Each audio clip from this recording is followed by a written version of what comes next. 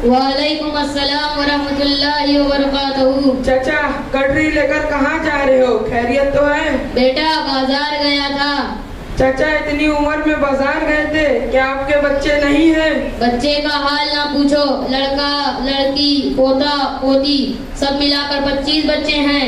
मगर एक कहावत है ना, 100 पुत्र राम की, एक को नाकाम की। तौबा तौबा, ये कैसे बच्चे हैं? क्या आपने इन्हें तालीम नहीं दी? नहीं बेटा, हमने सोचा अगर ये मौलवी हाफिज बनेगा 2-3 हजार रुपए में किसी मस्जिद या मदरसे में नौकरी करेगा, 2-3 हजार में खुद क्या खाएगा और मुझे क्या खिलाएगा, इसीलिए नहीं पढ़ाया। चाचा, ये बड़ी घटिया सोच है। अंग्रेजी पढ़ेगा तो खिलाएगा और मौलवी बनेगा तो भूखा मर जाएगा। देखिए, एक मौलवी साहब आ रहे हैं, जरा उनसे मालूम करते हैं। अस्सलामु अलैकुम वरहमतुल्लाहि वबरकातुहू। वालेकुम अस्सलाम वरहमतुल्लाहि वबरकातुहू। मौलवी साहब, मैं आपके मदरसे में पढ़ता हूँ। चाचा कहते हैं कि मौलवी हाफिज तो 2-3 हजार पर नौकरी करते हैं, वो खुद क्या खाएंगे और अपने बीवी बच्चों को क्या खिलाएंगे?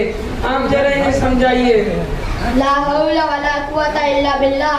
देखिए चाचा, ये सिर्फ आपकी नहीं बल्कि अक्सर लोगों की यही सोच है कि मौलवी हाफिज कमा नहीं पाते। ये बहुत गंदी सोच है, जबकि खिलाने वाली जात सिर्फ अल्लाह ताला की है, जो रोजी देता है, जो खिलाता पिलाता है। अगर रोजी का ताल्लुक डिग्रियों से होता तो अनपढ़ लोग भूखे मर जाते।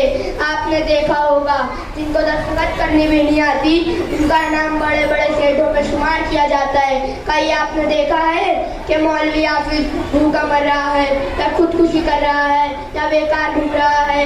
हर जगह इसकी इज्जत होती है। इसके बरखिलाफ आप देखिएगा, बीए पास क्यों ही घूम रहा है। डॉक्टर है, इसकी डॉक्टरी नहीं चल रही है। वकील है तो कोई कस्टमर नहीं आ रहा है।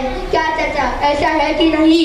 हाँ मौलाना साहब, आपकी बात बिल्कुल ठीक है, मगर मेरे बेटे और पोते मेरा कहना नहीं मानते हैं, तो मैं क्या करूँ? सुनिए चाचा, अगर आपने उन्हें दीनी तालीम दी होती तो ऐसा हरगिज़ नहीं होता।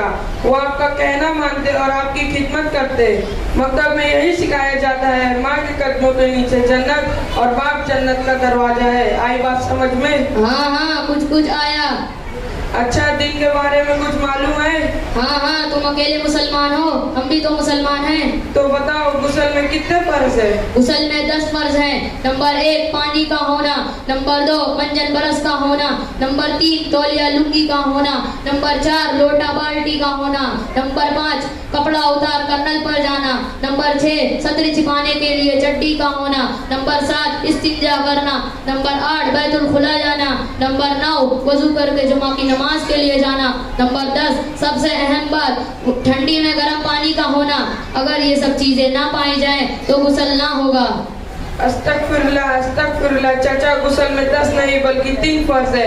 नंबर 1 मुंह भरकर कुल्ली करना, नंबर 2 नाक के नरम हिस्से तक पानी पहुंचाना, नंबर 3 पूरे बदन पर इस तरह पानी बहाना कि एक बाल बराबर जगह सूखी ना रहे। हाँ बेटा, इतना कम है, हम तो समझ रहे थे 10-20 होंगे, तू कहाँ से जाने, ये तो बहुत आसान है।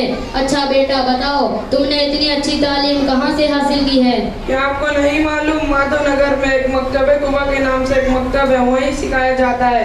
वहाँ पढ़ाया जाता है नाज़िर कुरान, दुआ, कलमा, हिफ्ज़ सूरे, इस्लामी मालूमात और हदीस वगैरह।